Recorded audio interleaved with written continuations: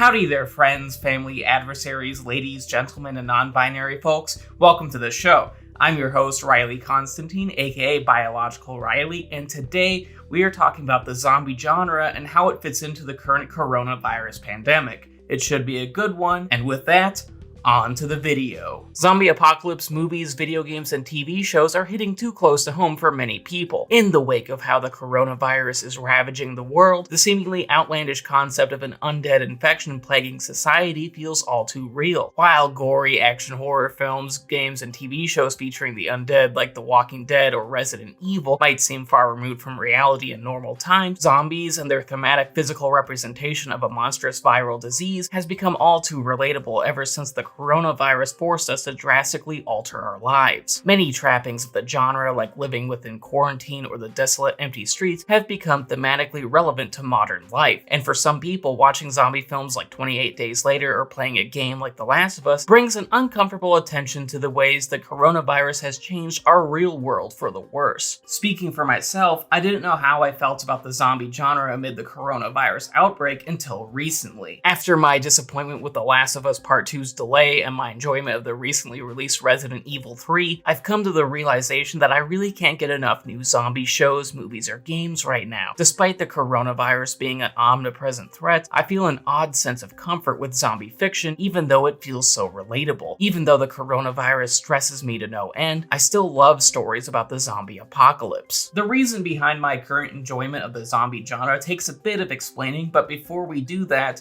let's dive into what it means to ride the wave. Riding the wave is a mental health term associated with dialectical behavioral therapy, or DBT. The focus of dialectical behavioral therapy is to help folks with illnesses like borderline personality disorder, obsessive compulsive disorder, and depression help manage and regulate their emotions in a healthy manner. In terms of riding the wave, folks experiencing emotional distress might benefit from approaching their intense emotions in the same way that a surfer rides a wave. Rather than fighting against these volatile and destructive feelings, riding the wave teaches people to instead ride the emotion out until it dissipates. And if you have a mental illness, then you know how hard it is to ride the wave. After all, feelings of depression or rage are intense emotions that want to level those experiencing them. Yet, speaking for myself, someone with OCD, bipolar disorder, depression, and anxiety, the results are worth it. These emotions, as all-consuming as they are, don't last forever. Eventually, those emotions end, and for those who rode the wave to the other side, they are better for it. In normal times, I use heavy metal music to help me ride the wave. As a genre, heavy metal music contains dark subject matter about death, suicide, and depression, and while these themes might be triggering for some folks, and I mean the word triggering in the mental health sense, not in the memes that so many assholes spread on the internet, the music works for me. The heavy guitars and the dark subject matter inherent to bands like Slipknot and Gojira complement the emotional tsunami in my brain. The intense music acts as a physical representation of the plague within my mind, matching my dark thoughts to the point that I find comfort in it. Before I learned how to ride the wave, I would try listening to more upbeat, commercialized songs to distract me from my pain, but this music didn't feel real. It didn't match the pain and darkness in my brain like heavy metal does. Against all odds, heavy metal comforts me in times of despair and sonically reflects my internal sea storm, hence why I can utilize this music to aid me in riding the wave. Zombie apocalypse stories allow me to ride the wave during this coronavirus outbreak. While I fear becoming infected with the coronavirus and I worry about susceptible loved ones becoming sick, playing games like Resident Evil 3 and The Last of Us comfort me because it reflects our current real-world landscape. Despite being fiction, movies like Dawn of the Dead and 28 Days Later feel realer than, say, escapist entertainment like Onward that contains a virus-free plotline. In fact, any storyline lacking a viral component feels fake to me because it represents a more innocent time than our current coronavirus-plagued hellscape, even though zombie movies and games are imbued with dark subject matter that feel more relevant now, and experiencing them allows me to channel my stress by riding the wave. I understand that many people might disagree. Right now, numerous folks would prefer escapist entertainment sans the brain-eating undead, and that's perfectly fine. In terms of dialectical behavioral therapy, every individual finds different coping strategies that work better for them, and the same is easily true regarding how to approach zombified media during the coronavirus outbreak. However, no matter if we're pro-zombie or anti-zombie during this crisis,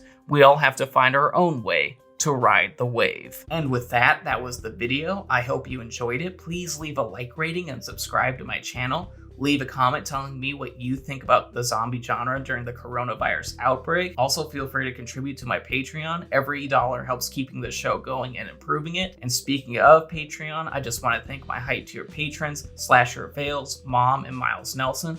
Thank you all for supporting what I do. Love y'all.